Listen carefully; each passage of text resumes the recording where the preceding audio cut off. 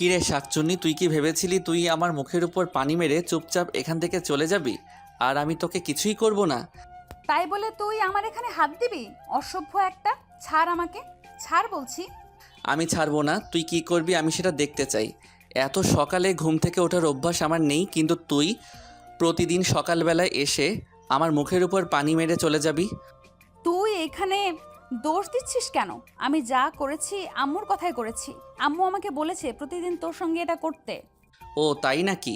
কিন্তু তুই যে কলেজে গিয়ে ছেলেদের সাথে ওইসব কিছু করিস, ওগুলো কি আমি তোকে বলে দেই? নাকি আমি কি ওইসব কথা আম্মুকে বলে দেব? আরে তোর যা কথা বলার মুখ দিয়ে বল, না হয়তো হাত দিয়ে কেন করছিস? লাগছে তো আমার। এখনই যদি রুমের মধ্যে কেউ এসে পড়ে তাহলে কিন্তু কেলেঙ্কারি হয়ে যাবে বলে দিলাম। নীলের হাত দুটো তখনও নেহার বুকের মধ্যে রয়েছে। নেহা সকালবেলা নীলের মুখের উপর পানির ঝাপটা মেরে চলে যেতে চাইছিল। নীল ঘুম থেকে লাফ মেরে উঠে নেহার হাত ধরতে চেয়ে হাতটা ওখানে ভুলবশত চলে যায়। আর নীল প্রচুর পরিমাণের ফাজিল টাইপের একটা ছেলে, তাই সে আর না ছেড়ে শক্ত করে ধরে রাখে। কারণ সে যদি ছেড়ে দেয় তাহলে নেহা এক লাফে এখান থেকে চলে যাবে, আর তার কথাগুলো বলা হবে না। তাই নেহা তাকে আবারও বলে, এই নির্লজ্জ বেহায়া, কি করছিস? তোর হাতটা তুই এখনো সরাচ্ছিস না? এক্ষুনি ছাড় বলছি, তা না হলে কিন্তু আমি আম্মুর সঙ্গে সব কিছু বলে দিব বলছি কিন্তু। নেহার এই কথা শুনে নীল নেহার বুকের উপর থেকে হাতটা সরায় আর তখন বলতে থাকে, আমার ছোঁয়া পেয়ে তোর খুবই ভালো লাগছিল, তাই না? এই জন্যই তো এতক্ষণ ধরে রাখতে দিলি। আর যদি ভালো নাই লাগতো তাহলে তো আমি যখন হাতটা ধরেছিলাম তখনই তুই নিজে নিজে ছাড়িয়ে নিতি। ফাজলামো মার্কা কথা বললে কিন্তু আমি থাপ্পড় মেরে তো সব কটা দাঁত ফেলে দিব বলে দিলাম। তুই খুব ভালো করে জানিস আমার সম্পর্কে আমি কেমন আর কোন চরিত্রের মেয়ে। এখন চুপচাপ কোনো কথা না বলে বিছানা ছেড়ে নিচে নেমে আয়, তা না হলে কিন্তু আমি আম্মুর কাছে তোর নামে এমন কিছু বলবো যেটা তুই কল্পনাও করতে পারবি না। অতঃপর নেহা আর কোনো কথা না বলে চুপচাপ রুম থেকে বের হয়ে নিচে চলে গেল। তারপর সবার জন্য নাস্তা সাজিয়ে টেবিলে নিচে খেতে বসে পড়ল। আর তখনই নীলের আম্মু সেখানে এসে উপস্থিত হলো। কি ব্যাপার নেহা, তুই একা একা নাস্তা খাচ্ছিস? নীল কোথায়? তোকে না বলেছিলাম নীলকে ডেকে নিয়ে আসতে? তুই কি যাসনি নাকি? তোমার ছেলেকে ডেকে তারপর আমি এখানে এসেছি, সবার জন্য নাস্তা রেডি করেছি আর নাস্তা খাচ্ছি। এতক্ষণও যদি তোমার ছেলের ঘুম থেকে উঠে এখানে আসার সময় না হয় তাহলে আমি কি করতে পারি? তুমি নিজেই সেটা আমাকে বলো। আরে ঘুম পাগল ছেলেটাকে নিয়ে আমি আর পারি না। ছেলেটাকে কত করে বললাম একটু সকাল সকাল ঘুমিয়ে পড়বি আর সকাল সকাল ঘুম থেকে উঠবি, কিন্তু আমার ছেলেটা তো আমার কোনো কথাই শুনবে না। সে রাতে দেরি করে ঘুমাবে আর সকালবেলা দেরি করে ঘুম থেকে উঠবে। এটা তার নিত্যদিনের অভ্যাস হয়ে গেছে। তোমার ছেলেকে তুমি তোমার কথা শোনাতে পারো না, এটা তোমার ব্যর্থতা। যাই হোক, এখন তুমি নিজেই একবার গিয়ে দেখে এসো তোমার ছেলে ঘুম থেকে উঠেছে কিনা। কলেজের কিন্তু টাইম হয়ে গেছে। এই কথা শুনে নীলের আম্মু সোজা নীলের রুমে চলে যায়। তিনি রুমে গিয়ে দেখেন নীল সবেমাত্র ওয়াশরুম থেকে বের হয়েছে। তখন তিনি নীলকে বলেন, কি ব্যাপার নীল, তুমি সবেমাত্র ওয়াশরুম থেকে বের হলে? সেই কখন নেহা তোমাকে ডাকতে এসেছিল? তুমি ঘুম থেকে উঠতে এত দেরি করলে কেন? তখনই নীলের মাথায় একটা দুষ্টু বুদ্ধি এঁটে গেল। সেই সঙ্গে সঙ্গে তার মাকে বলল, মিথ্যে বলার আর জায়গা পেল না, তাই না? নেহা তো আমার রুমেই আসেনি, তাহলে সে আমাকে ডাকতে আসলো কখন? সব সময় শুধু আমার নামে তোমার কাছে মিথ্যে কথা বলবে, তোমার চোখে আমাকে খারাপ রাখাই যেন এই মেয়েটার একমাত্র কাজ। আমি বুঝতে পারি না কেন এমন করে আমার সঙ্গে। তোমাকে কোনো কিছুই বোঝাতে হবে না। আমি খুব ভালো করেই জানি কে সত্য কথা বলে আর কে মিথ্যা কথা বলে। এখন চুপচাপ খাবার টেবিলে আসো। বলতে বলতে নিজের আম্মুর রুম থেকে বের হয়ে খাবার টেবিলে চলে যান আর সঙ্গে নাস্তায় জয়েন করেন। এর কিছুক্ষণ পর নীল সেখানে উপস্থিত হয় আর দুজনকে নাস্তা খেতে দেখে বলতে থাকে, আমাকে দেখে আমার কি দরকার? তোমরাই তো নাস্তা খেয়ে নিয়েছো, তাহলে আমার নাস্তাটা আমার রুমে পাঠিয়ে দিলেই পারতে। কষ্ট করে নিচে আসার কি দরকার ছিল? কথা বলো আর চুপচাপ নাস্তার টেবিলে বসে পড়ো। যদি একটাও বেশি কথা বলো তাহলে কিন্তু আগামীকাল থেকে তোমার নাস্তা বন্ধ থাকবে, বলে দিলাম। আর তুমি খুব ভালো করে জানো আমি যা বলি তাই করি। হ্যাঁ, নীল এই কথাটা খুব ভালো করেই জানে তার মায়ের কথা কখনো কোনো নড়চড় হয় না। তাই সে আর কোনো কথা না বলে চুপচাপ নাস্তা খেয়ে নিল আর রুমে এসে কলেজে যাওয়ার জন্য তৈরি হতে লাগলো। আর কিছুক্ষণের মধ্যেই নেহা সেখানে উপস্থিত হয় আর বলতে থাকে, নীল আঙ্কেল, আমি যে যাতায়াত করি সেই গাড়িটা নিয়ে একটু বাইরে গেছেন। উনি ফিরতে মনে হয় সপ্তাহখানিক দেরি হবে। এই সপ্তাহে তুই আমাকে কলেজে দিয়ে আসবি আর আসার সময় নিয়ে আসবি। Just impossible. আমি কখনোই তোকে কলেজে দিয়ে আসতে পারবো না, আবার কলেজ থেকে নিয়ে আসতেও পারবো না। তোর মতো মেয়েকে দিয়ে কোনো ভরসা নেই। তুই কখন কোথায় কি করে বসবি তোর তো কোনো কাণ্ডজ্ঞান নেই। আমি সহজ ভাষায় তোর ভালোর জন্য তোকে বললাম তুই আমাকে কলেজে দিয়ে আসবি আর নিয়ে আসবি, কিন্তু তুই আমার কথাটা না শুনে উল্টো আমাকে কথা শোনাচ্ছিস। তবে একটা কথা তোকে শেষবারের মতো বলে দিচ্ছি, তুই যদি এই কথায় রাজি না হোস তাহলে কিন্তু তোর সঙ্গে খারাপ কিছু হয়ে যেতে পারে বলে দিলাম। তখন কিন্তু তুই আবার আমাকে কোনো দোষ দিতে পারবি না। মানে তুই কি বলতে চাইছিস? তুই আবার আমার সঙ্গে কি করবি? আমি তো তোর কোনো ক্ষতি করিনি, তাহলে তুই আমার পেছনে লাগতে চাচ্ছিস কেন? আমি তো সেটাই বুঝতে পারছি না। আমি তোকে অত সব কিছু বুঝতে বলিনি, তোকে আমি শুধু যেটা বুঝতে বলেছি তুই সেটাই বুঝবি। তোকে যে আমি বললাম আমাকে কলেজে দিয়ে আসতে হবে আবার নিয়ে আসতে হবে, সেটা পারবে কিনা বল। যদিও নীলের কোনো ইচ্ছাই ছিল না নেহার কলেজ যাওয়া আসার ব্যাপারে নিজেকে ইনভলভ করতে, কিন্তু অনিচ্ছা সত্ত্বেও নীলকে রাজি হতে হলো। কারণ সে খুব ভালো করেই জানে নেহা প্রচণ্ড ধান্দাবাজ একটা মেয়ে। কখন কি করবে না করবে তার কোনো গ্যারান্টি নেই। এখন যদি সে নেহাকে না বলে দেয় তাহলে হয়তো এক্ষুনি দেখা কিছু একটা করে ফেলতে পারে। তাই সে নেহাকে বলে, আচ্ছা ঠিক আছে, তুই ড্রয়িং রুমে অপেক্ষা কর, আমি আসছি। এই কথা শুনে নেহা নীলের রুম থেকে বের হয়ে ড্রয়িং রুমে চলে যায় আর সেখানে বসে অপেক্ষা করতে থাকে নীলের জন্য, কখন আসবে আর কখন কলেজে যাবে। কিছুক্ষণের মধ্যেই নীল সেখানে চলে আসে আর নীলকে দেখেই নেহা বলে, তুই কিন্তু আজ গাড়ি নিয়ে বের হবি না, আমি কিন্তু আজ তোর সঙ্গে বাইকে করে হাওয়া খেতে খেতে যাব। অসম্ভব, এটা কোনোভাবেই সম্ভব নয়।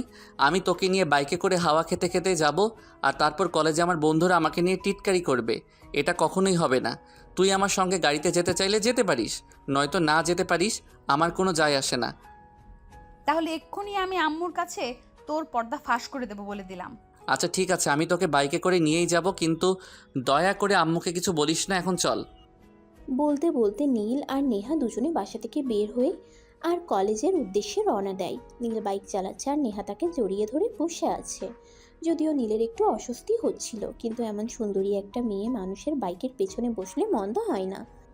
যাই হোক, এই কথা ভাবতে ভাবতে নীল বাইক চালাতে থাকলো।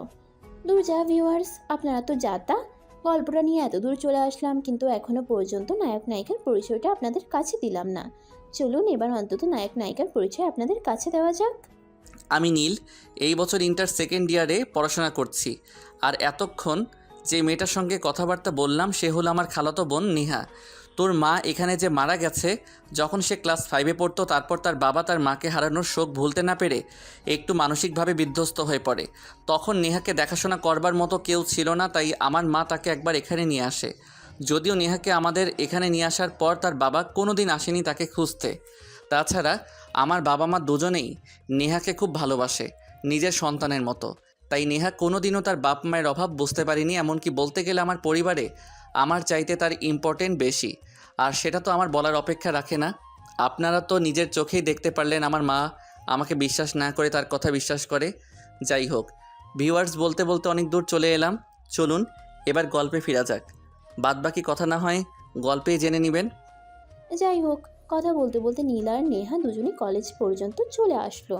ক্যাম্পাসের বাইরে যখন নীল বাইক দাঁড় করালো তখনই নীলের কিছু বন্ধু বান্ধব এসে তাকে ঘিরে ধরলো আর এক একজন এক এক রকম প্রশ্ন করতে থাকলো।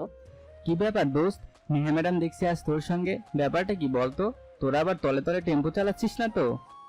নেহা একদমই ফাজলামো মার্কা কথাবার্তা সহ্য করতে পারে না, তাই এই ছেলেটার কথা শুনে সে প্রচণ্ড রেগে যায় আর তৎক্ষণাৎ ওই ছেলেটার শার্টের কলার চেপে ধরে গালে ঠাস ঠাস করে দুটো বসিয়ে দিয়ে বলতে থাকে, তোকে এত বড় সাহস কে দিয়েছে আমাকে নিয়ে এসব বাজে বাজে কথা বলার? তুই জানিস না আমার সম্পর্কে? আজ 2 বছর ধরে তোদের কলেজে পড়াশোনা করেছি, এতদিনে তো আমাকে জেনে যাওয়ার কথা। আরে নেহা, কি হচ্ছে এসব? তুই কি করছিস এসব? এরা যদি প্রিন্সিপালের কাছে বিচার দেয় তাহলে কি হবে, তুই সেটা জানিস তো? প্রিন্সিপাল স্যার তো আর এদের চরিত্র সম্পর্কে কোনো কিছুই জানে না, তাই হয়তো আমাকে উল্টাপাল্টা কিছু বলতে পারে।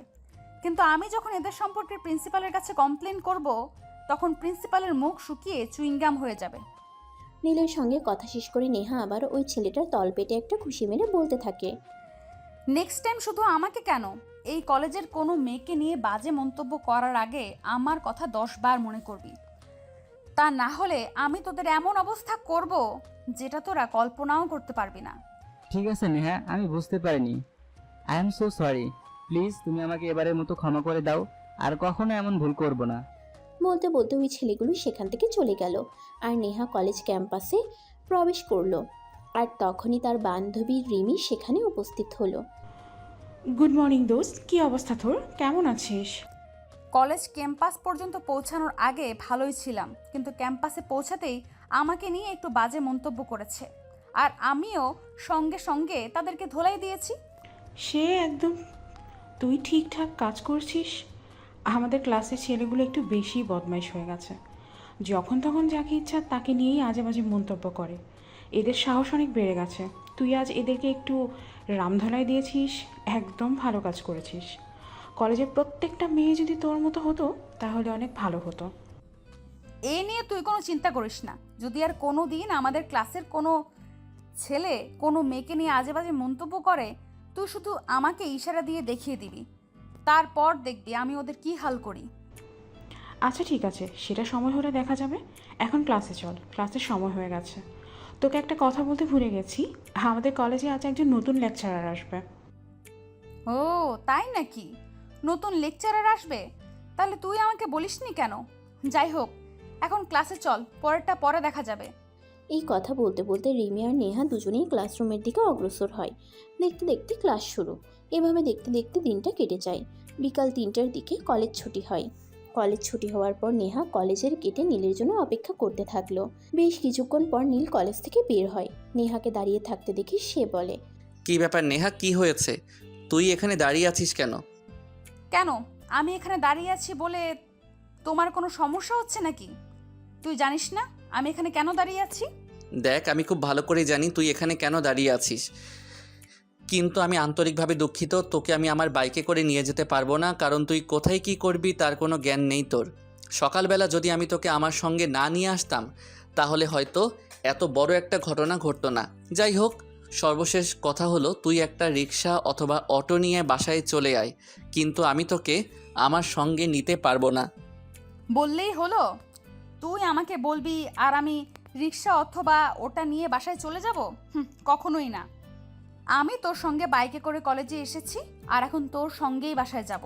তা না হলে কিন্তু আমি কি করতে পারি সেটা তুই ভালো করেই জানিস। এই কি সমস্যা তোর? তুই সব সময় আমার সঙ্গে এরকম করিস কেন? আমি কি তোর বিয়ে করা জামাই নাকি সব সময় আমার উপর অধিকার ফলাতে আসিস? তোর যদি পার্সোনালি আমার জামাই হওয়ার ইচ্ছা থাকে তাহলে আম্মুকে বলে দিস, তাহলে কি হবে?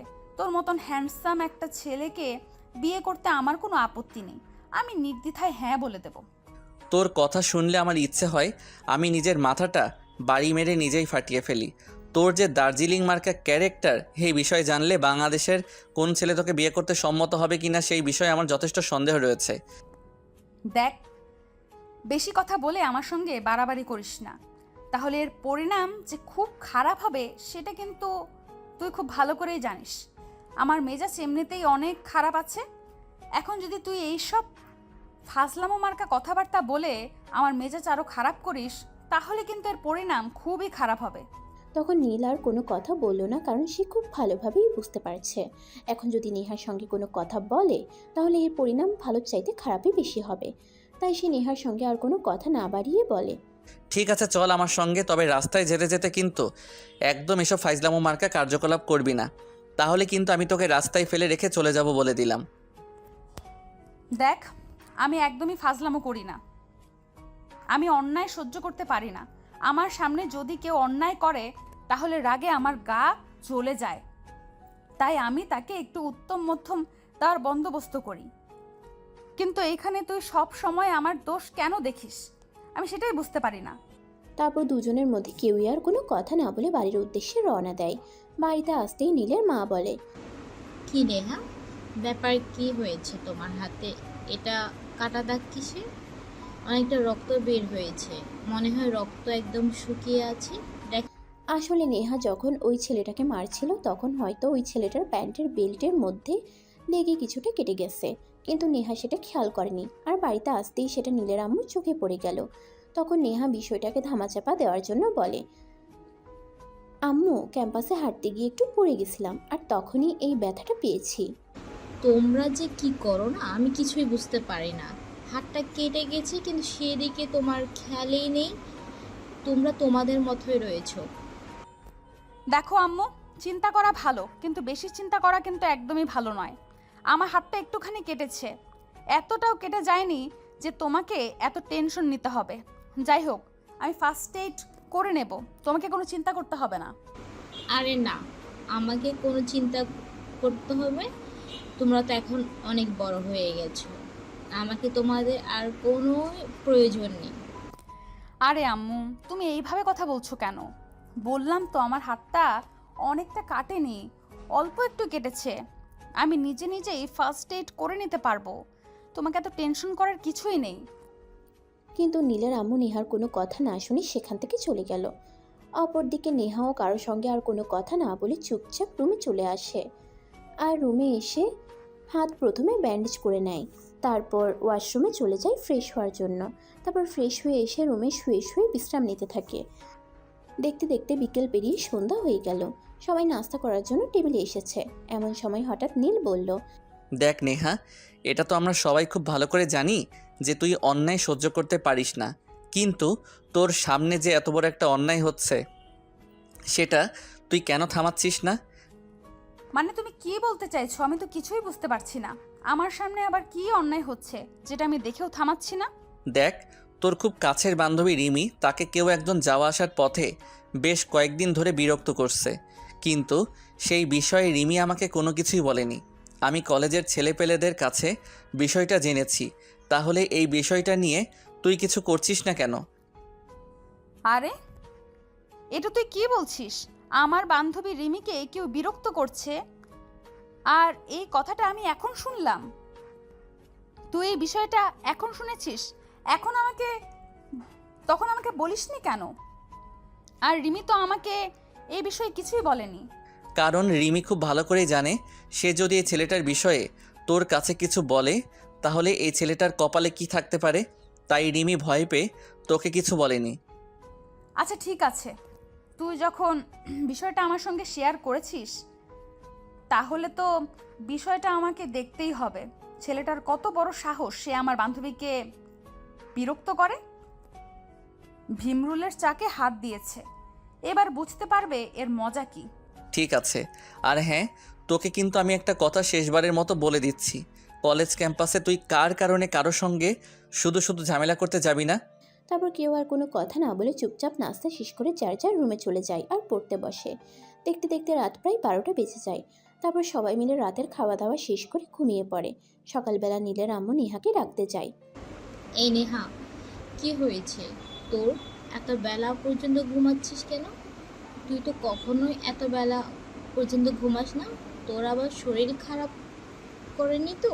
শরীর খারাপ করলে আজ কলেজ যেতে হবে না, বাড়িতেই থাক। আরে আম্মু থামো তো, তুমি কি সব তখন থেকে বলে যাচ্ছ? আসলে আজ কেন জানি না খুব বেশি ঘুম পাচ্ছে না, তাই ঘুম থেকে উঠতে লেট হয়ে গেছে। তাই বলে কলেজে যাব না কেন? কলেজে তো যেতেই হবে।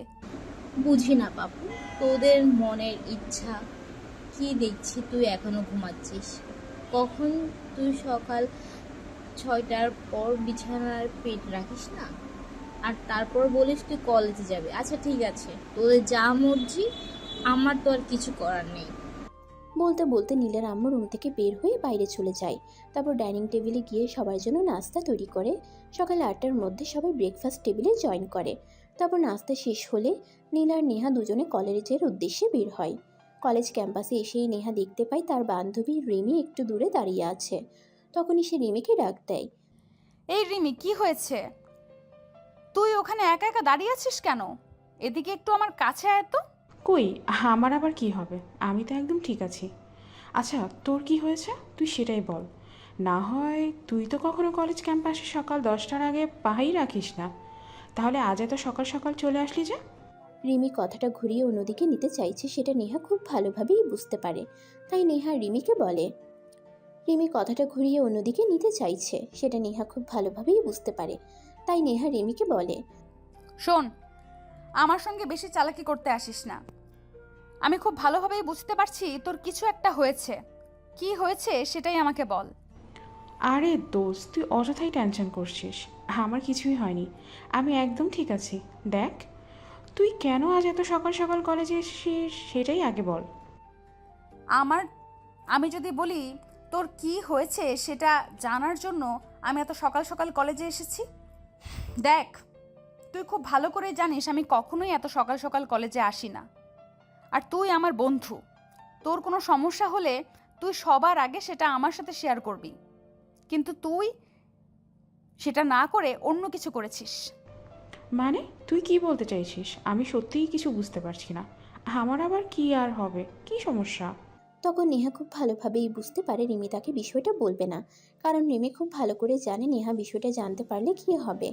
কিন্তু রিমি এই বিষয়টা যতই লুকানোর চেষ্টা করুক না কেন, কিন্তু নেহা তো অনেক আগেই জেনে গেছে আসলে বিষয়টা কী। তাই নেহা রিমিকে সরাসরি বলে। আমি খুব ভালোভাবেই বুঝতে পারছি আসলে তুই বিষয়টা আমার সঙ্গে শেয়ার করতে চাইছিস না, কিন্তু তুই আসলে জানিস না এই বিষয়টা আমি অনেক আগেই নীলের কাছ থেকে জানতে পেরেছি। তাই আজ কলেজ ছুটি হওয়ার পর আমি তোর সঙ্গে যাব, ওই ছেলেটার সঙ্গে দেখা করব। তারপর দেখি ছেলেটার বুকের পাটা কত বড়। দেখ নেহা, তুই আমার বান্ধবী, কিন্তু আমি তোকে সবসময় আমার নিজের বোনের মতো দেখি। তাই আমি তোকে রিকোয়েস্ট করে বলছি, প্লিজ এসব ঝামেলায় তুই নিজেকে জড়াস না। আসলে ছেলেটা খুবই ডেঞ্জারাস, তাই আমি এড়িয়ে চলার চেষ্টা করছি। দেখ, ভয় কী জিনিস সেটা আমি জানি না, কারণ ভয় নামক শব্দটা আমার ডায়েরিতে নেই। তাই তুই আমাকে যাই কিছু বল না কেন, আমি যে সিদ্ধান্ত নিয়েছি সেটা আমি করবই। আমার সিদ্ধান্ত থেকে কেউ আমাকে পিছু হটাতে পারবে না। তারপর রিমি নেহাকে অনেক বোঝাতে চাইছিল যাতে নেহা এই ছেলেটার সঙ্গে কোনোভাবেই ঝামেলাতে না যায়, কিন্তু নেহা সে তো এক কথার মানুষ, যার সিদ্ধান্ত নিয়েছে তাই করবে, সে অন্য কারো কোনো কথাই শুনবে না। তাই সে রিমির কথা না শুনে ক্লাসরুমে চলে যায় আর কলেজ ছুটি হওয়ার পর কলেজ গেটের বাইরে রিমির জন্য অপেক্ষা করতে থাকে। বেশ কিছুক্ষণ পরে রিমি সেখানে আসে আর নেহাকে দেখে সে বলে। কি ব্যাপার দোস্ত, কি হয়েছে? তুই এখনো এখানে দাঁড়িয়ে আছিস? নীল তো চলে যাবে মনে হয়, তারপর তুই কার সঙ্গে বাসায় যাবি? আমি কিভাবে বাসায় যাব না যাব সেই বিষয়ে তোকে কোনো চিন্তা করতে হবে না। তুই এক্ষুনি একটা রিক্সা ডাক আর তোর বাসার দিকে রওনা দে। আমি এক্ষুনি তোর সঙ্গে যাব আর ওই ছেলেটার সঙ্গে দেখা করব। তারপর দেখ আমি কি করি। দোস্ত, তোকে আমি আবারও রিকোয়েস্ট করে বলছি, আমার সঙ্গে যাওয়ার কোনো প্রয়োজন নেই। ছেলেটা খুবই ডেঞ্জারাস, তোর কোনো ক্ষতি করতে পারে। ক্ষতি যদি করেই থাকে তাহলে সে আমার ক্ষতি করবে, তাহলে তোর এত চিন্তা করার কি আছে? তোকে আমি যেটা বলেছি তুই সেটাই কর। নেহার এই কথা শুনে রিমি বাধ্য হয়ে রিক্সা ডাক দেয় আর তার বাসার উদ্দেশ্যে রওনা দেয়, কারণ সে খুব ভালোভাবেই বুঝতে পেরেছে এখন আর যাই হোক নেহা নামক মেয়েটাকে শান্ত করা যাবে না। বেশ কিছুক্ষণ রিক্সাটা চলার পর একটা জায়গায় এসে দাঁড়ালো, আর তখন রিমি কিছুটা দূরে দাঁড়িয়ে থাকা একটা ছেলেকে উদ্দেশ্য করে বলল। ওই যে সামনে দাড়িওয়ালা ছেলেটা দেখতে পারছিস, ওই ছেলেটাই। এই ছেলেটাই প্রতিদিন আমাকে এখানে বিরক্ত করে, কিন্তু ছেলেটার বাবা এই এলাকার খুব প্রভাবশালী একজন মানুষ, তাই আমি ভয় পেয়ে কাউকে কিছু বলি না। সে যেই হোক, তোকে কোনো চিন্তা করতে হবে না, আমি দেখছি বিষয়টা। বলতে বলতে নেহা ওই ছেলেটার সামনে গিয়ে দাঁড়ায় আর কাঁধের উপর হাত রেখে বলতে থাকে। ওই মামুর বেটা তোর নাকি নতুন পাকনা গজিয়েছে, কই সেই পাকনা আমাকে একটু দেখাতো। আরে ওই ম্যাডামকে আপনি আর আরে ওই ম্যাডামকে আপনি আর আপনি আমার এখানে এসেছেন কেন? আপনার আমার কাছে কি চাই? প্রেম না ভালোবাসা, কোনটা? কোনোটাই চাই না, আমি এখানে এসেছি সম্পূর্ণ অন্য একটা কারণে। তোকে একটু উত্তম মধ্যম দিতে চাই।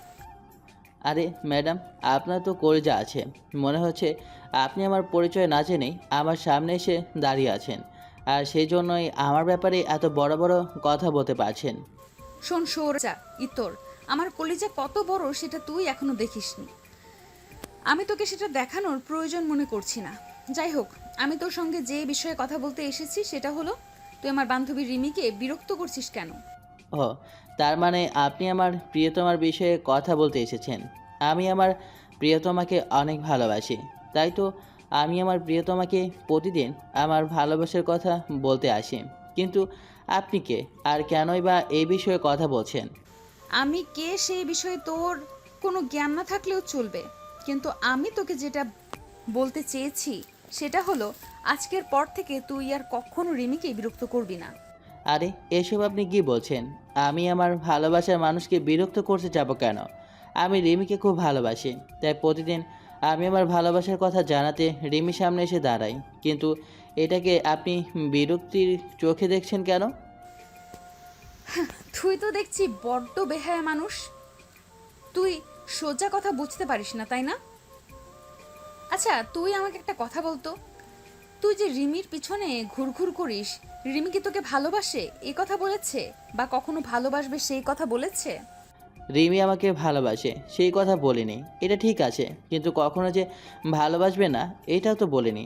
তাই আমি রিমির পিছনে পড়ে আসি, কারণ আমি জানি সত্যিকার অর্থে কাউকে ভালোবাসলে তাকে পাওয়া যায়। আর যাই হোক, আপনার সঙ্গে এত কথা বলে টাইম ওয়েস্ট করার সময় আমার হাতে নেই, আমি এখন আসি। এই কথাটা বলে নিলয় নামের ছেলেটা সেখান থেকে চলে যেতে চাইছিল, আর তখনই নেহা ওই ছেলেটার শার্টের কলার ধরে ফেলে আর গালে কয়েক ঘা বসিয়ে দিয়ে বলতে থাকে, ওই করস তো টোটো কোম্পানিতে চাকরি, তাহলে তোর আবার এত ব্যস্ততা কিসের? আমি তোর সঙ্গে কথা বলতে এলাম যাতে তুই রিমিকে আর কখনো বিরক্ত না করিস, আর তুই আমাকে পাত্তা না দিয়ে এখান থেকে চলে যাচ্ছিস। এই বিষয়টা জাস্ট আমি মানতে পারলাম না। তখনই পিছন ফিরে নেহাকে থাপ্পড় মারতে চাইছিল, কিন্তু নেহা ছেলেটার হাত ধরে ফেলে আর এমনভাবে মোচকে দেয় যাতে ছেলেটার কবজি ভেঙে যায়। আর তখনই নেহা ওই ছেলেটাকে বলতে থাকে, আশা করি এবার তুই আমার পরিচয়টা পেয়ে গেছিস, আর কখনোই আমার বান্ধবীকে বিরক্ত করতে আসবি না। আর একটা কথা, আজকের পর থেকে আমি তোর পেছনে গার্ড লাগিয়ে রাখবো। যদি আমি কখনো জানতে পারি তুই শুধু আমার বান্ধবী না, এলাকার অন্য কোনো মেয়ের সঙ্গেও ইফটিজিং করার চেষ্টা করেছিস, তাহলে আমি তোকে সেখানেই মেরে পুঁতে ফেলে আসবো। তখন ওই ছেলেটা আর কোনো কথা না বলে চুপচাপ ওখান থেকে চলে গেল। আর নেহা বাসায় চলে আসলো। পাশে আসতেই তার আম্মু বলল, কি ব্যাপার নেহা মামনি, এতক্ষণ তুমি কোথায় ছিলে? নীল তো সে কখন বাসায় চলে এসেছে, কিন্তু তোমার আসতে তো দেরি হলো কেন? আম্মু, আসলে আমার একটু কাজ পড়ে গিয়েছিল তাই আসতে দেরি হলো। যাই হোক, আমার খুব ক্ষুধা পেয়েছে, আমি ফ্রেশ হয়ে আসছি, আমার জন্য খাবার রেডি করো। ঠিক আছে মামনি, কোনো সমস্যা নেই, তুমি হাত মুখ ধুয়ে ফ্রেশ হয়ে আসো, আমি তোমার জন্য খাবার রেডি করছি। আম্মুর কাছে কোনো রকমের মিথ্যা কথা বলে নেহা সেখান থেকে নিজের রুমে চলে আসে আর ফ্রেশ হয়ে নিচে যায় খাবার খাওয়ার জন্য। খাবার খেয়ে তারপর ছাদে আসে একটু হাঁটাহাঁটি করার জন্য। আর তখনই নীল সেখানে উপস্থিত হয় আর নেহাকে দেখেই সে বলতে থাকে, কি ব্যাপার, তখন যে রিমির বয়ফ্রেন্ডের সঙ্গে দেখা করতে গেলি তো কি হলো? দেখ নীল, তুই এটা খুব ভালো করেই জানিস যে নেহা কোনো কাজে হাত দেয় আর সেই কাজটা সমাধান হয় না, এমনটা খুব কমই হয়েছে। তাই তুই আমার উপর সম্পূর্ণ ভরসা রাখতে পারিস যে আমি রিমির বয়ফ্রেন্ডকে আচ্ছা মতন রাম ধুলাই দিয়ে এসেছি। তোর কবলে পড়লে একটা মানুষ, আর যাই হোক আমি ইচ্ছে মতো পিটুনি খেতে পারবো, সেটা তো আমি খুব ভালো করে জানি। কিন্তু ওই ছেলেটা কি বলেছে একবারও যে সে আর রিমিকে বিরক্ত করবে না? যদিও ছেলেটা মুখ দিয়ে এমন কোনো কথা উচ্চারণ করেনি, কিন্তু তারপরও আমি কনফিডেন্সের সঙ্গে বলতে পারি এই ছেলেটা আর যাই হোক কখনো রিমিকে বিরক্ত করতে আসবে না। আর যদি কখনো রিমিকে বিরক্ত করতে আসে তাহলে হয়তো আমার নাম মুখে নিয়ে তসবি জপবে। তখন নীল আর কোনো কথা না বলে নিজের রুমে চলে আসে আর নেহা কিছুক্ষণ ছাদে হাঁটাহাঁটি করার পর রুমে এসে পড়তে বসে। এভাবেই চলতে থাকে দিনকাল। হঠাৎ একদিন বাসায় বেশ কিছু গেস্ট আসে। কিছু লোক বললে ভুল হবে, প্রায় অনেকজন মানুষ এসেছিল। তাই সেদিন নীলের আম্মু নেহাকে বলে, নেহা, একটা কাজ করো, তুমি আর নীল দুজন এক রুমে গিয়ে শুয়ে পড়ো, বাড়িতে তো আজ অনেক মেহমান এসেছে, তাই জায়গা সংকট পড়েছে। একদমই না, আমি তোমার ওই ফাজিল মার্কা ছেলের সঙ্গে এক রুমে ঘুমাতে পারবো না। তোমার ছেলে যে রকমের ফাজিল, কখন কি করবে না করবে তার কোনো নিশ্চয়তা নেই। তার চেয়ে বরং আমি ছাদে গিয়ে ঘুমাই। দেখ নেহা, আমি খুব ভালো করেই জানি যে তুমি আর নীলের মধ্যে সেরকম কোনো বনিবনা নেই, কিন্তু আমি তোমাকে এই কথাটা কনফিডেন্সের সঙ্গে বলতে পারি, তুমি আমার ছেলেকে যত খারাপ মনে করো না কেন, আমার ছেলেটা কিন্তু আসলে ততটা খারাপ নয়। আরে আম্মু, তুমি সব সময় এত বেশি বুঝো কেন? তোমার ছেলেটা খারাপ সেটা আমি কখন বললাম? আমি তো শুধু তোমাকে এটা বললাম যে তোমার ছেলেটা বড্ড ফাজিল, তাই আমি তোমার ছেলের সঙ্গে বেড শেয়ার করতে পারবো না। লক্ষ্মী মেয়ে আমার, এভাবে বলতে হয় না। আমি তোমাকে যেটা বলছি তুমি এই কথাটা শোনো। তুমি আজকে রাতটা নীলের সঙ্গে থেকে যাও, আর কখনো তোমাকে নীলের রুমে থাকতে বলবো না, কারণ কালকে সকালে তুমি এখন চলে যাবে। তখন নেহা আর কোনো কথা বলল না। চুপচাপ রাতে খাওয়া দাওয়া শেষ করে নীলের রুমে চলে গেল। নেহাকে নীল তার রুমে দেখেই বলতে লাগলো, কি ব্যাপার শাকচন্নি, তুই এত রাতে আমার রুমে এসেছিস কেন? আমাকে কিছু বলবি না? কি বললে তাড়াতাড়ি বলে বিদায় হ। আমি তোকে বেশিক্ষণ সহ্য করতে পারবো না, তাই কি বলবি তাড়াতাড়ি বল। তাছাড়া এখন আমার পড়াশোনা করার সময়, তোর সঙ্গে ফাইজলামো মার্কা আলোচনা করার সময় নয়। দেখ, একদম মুখ সামলিয়ে কথা বলবি। সব সময় আমার সঙ্গে এরকম আচরণ করবি না।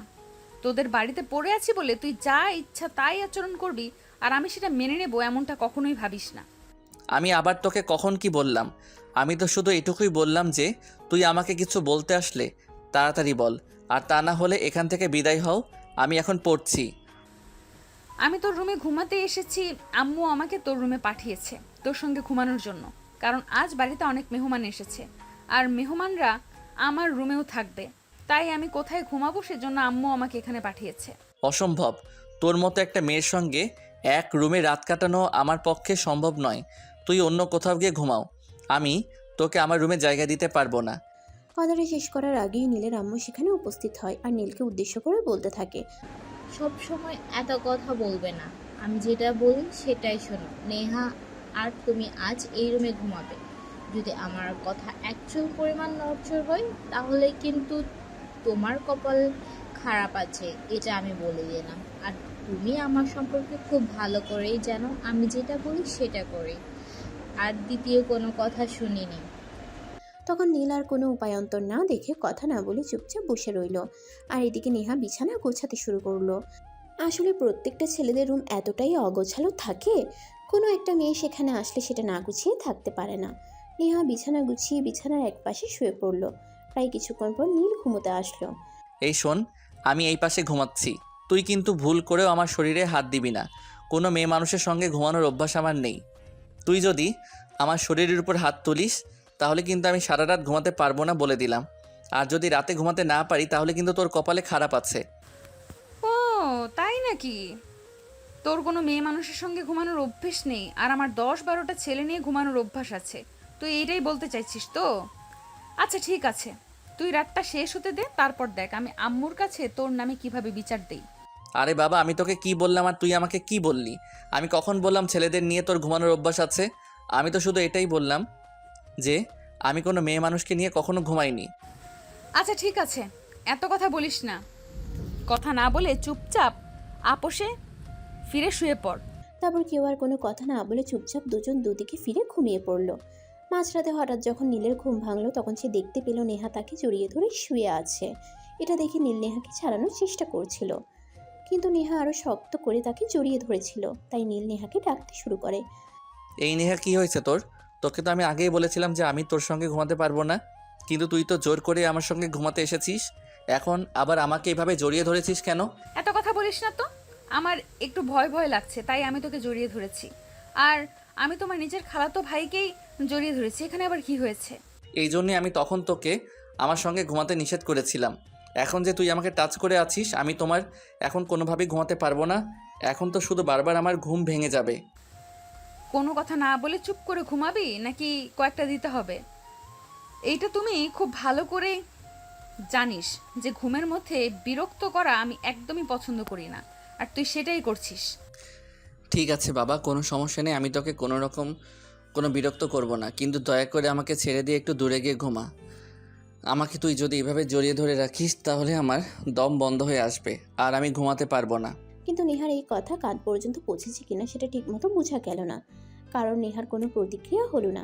সে আগের মতোই নীলকে জড়িয়ে ধরে শুয়ে আছে। যাই হোক, তখন নীল বুঝতে পারে আর যাই হোক নেহা তাকে ছেড়ে ঘুমাবে না, তাই সে ঘুমানোর চেষ্টা করলো। যদিও সেদিন রাতে ভালো মতো ঘুম হলো না, কিন্তু আজ ঘুমন্ত অবস্থায় কোনো রকমে রাতটা পার করলো। সকালবেলা ঘুম থেকে উঠেই নীল নেহাকে বলতে লাগলো, এই এত নির্লজ্জ মার্কা চরিত্র কেন তোর? আমাকে বলতো, আমি তোকে কতবার বলেছিলাম আমাকে জড়িয়ে ধরে ঘুমানোর চেষ্টা করবি না, কিন্তু তুই আমার কোনো কথা না শুনে সেটাই করেছিস। তুই কি আমার বিয়ে করা বউ না কি রে? তুই যদি আমাকে তোর বউ বানাতে চাস তাহলে আমি তোর বউ হয়ে সারা জীবন তোর কাছে থেকে যেতে চাই। আমি তোর কাছ থেকে কোথাও যেতে চাই না। আমার তো মাথা খারাপ হয়েছে, তোর মতো একটা মেয়েকে আমি আমার বউ বানাবো কখনোই না। তুই আমার সামনে থেকে সর, আর কখনো আমার রুমে ঘুমাতে আসবি না, এটা তোকে শেষবারের মতো বলে দিলাম। আচ্ছা ঠিক আছে, সে তোর যা ভালো মনে হয়। বলতে বলতে নেহা নীলকে আর কোনো কথা বলার সুযোগ না দিয়ে চুপচাপ ওই রুম থেকে বের হয়ে চলে আসলো আর নিজের রুমে এসে ফ্রেশ হয়ে নিল। তারপর নাস্তা করে কলেজে চলে গেল। এভাবে বেশ ভালোই কাটছিল দিন। হঠাৎ একদিন নেহা ড্রয়িং রুমে বসে টিভি দেখছিল।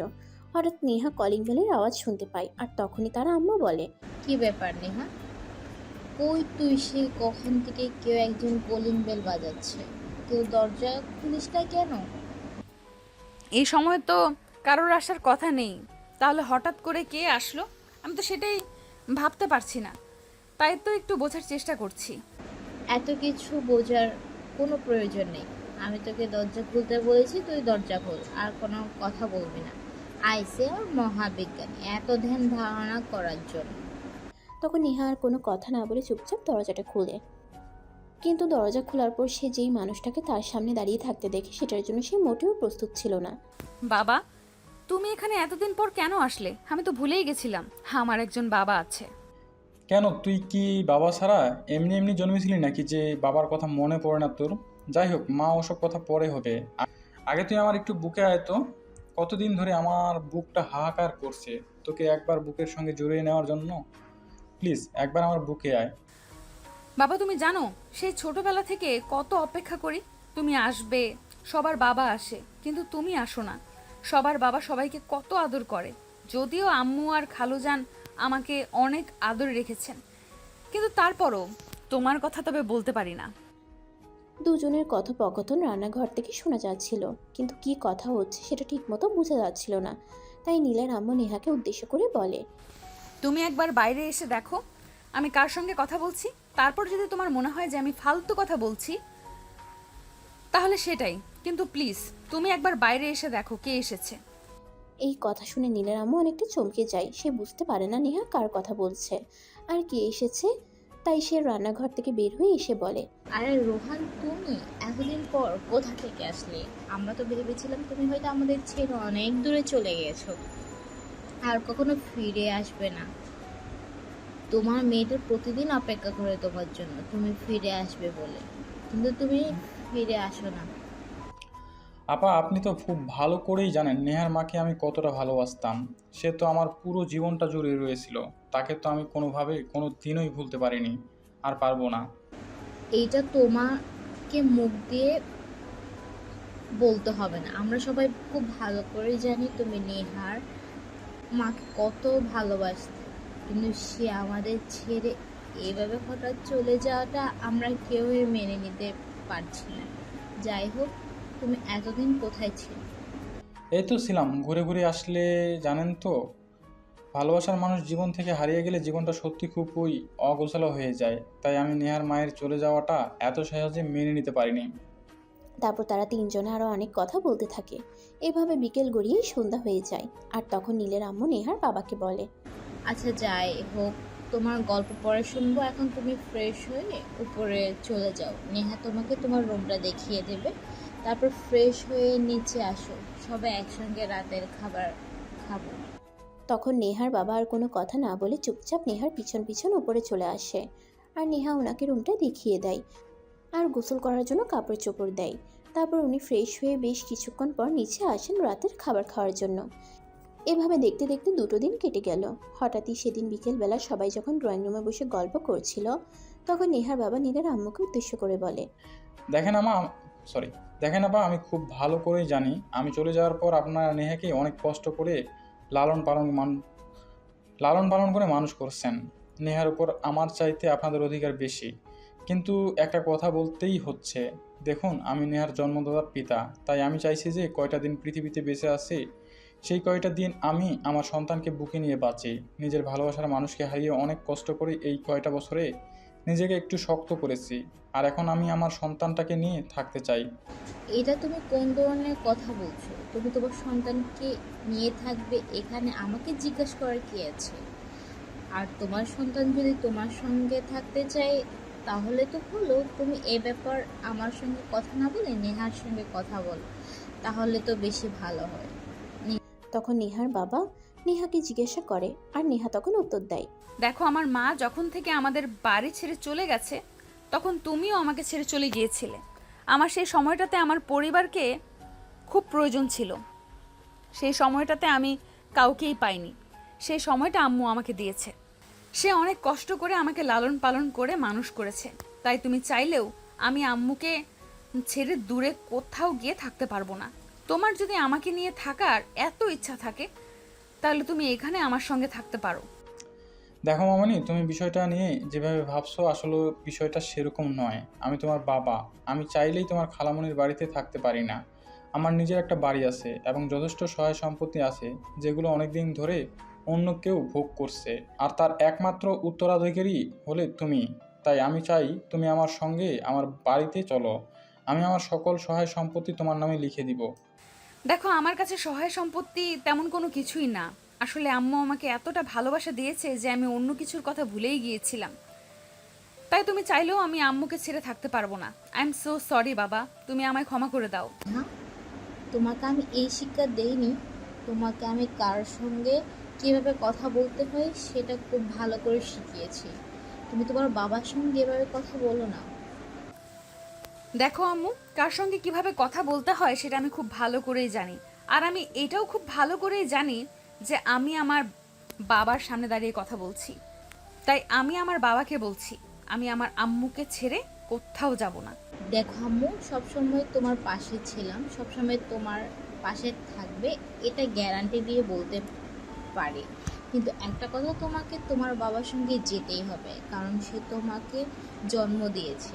আমাদের চাইতে তার অধিকার অনেকখানি বেশি।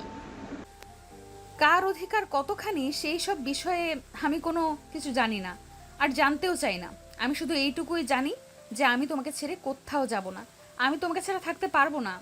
দেখো, উনি তোমার বাবা, উনি চাইলে তোমাকে এখান থেকে জোর করে নিয়ে যেতে পারেন, কিন্তু আমি আশা করব তোমাকে সেটা করতে হবে না, কারণ তুমি যথেষ্ট বুদ্ধিমতী আর জ্ঞানী একটা মেয়ে। রোহান, তুমি কোনো চিন্তা করো না। আমি যেভাবে পারি নেহাকে আগামীকালকে তোমার সঙ্গে তোমাদের বাড়ি পাঠাবো। হ্যাঁ।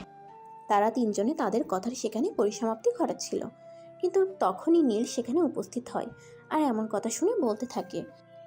কি ব্যাপার, তোমরা কী নিয়ে আলোচনা করছিলে? আমি দূর থেকে একটু একটু শুনছিলাম নেহা আমাদের এখান থেকে চলে যাবে মনে হয়। তুমি একদম ঠিকই শুনেছ। সে তো অনেকদিন ধরেই আমাদের সাথে আমাদের এখানে আছে, কিন্তু এখন তার বাবা ফিরে এসেছে, তাই আমি চাইছি এখন থেকে সে তার বাবার সঙ্গে থাকুক, কারণ সে তার বাবার একমাত্র রাজকন্যা ছিল।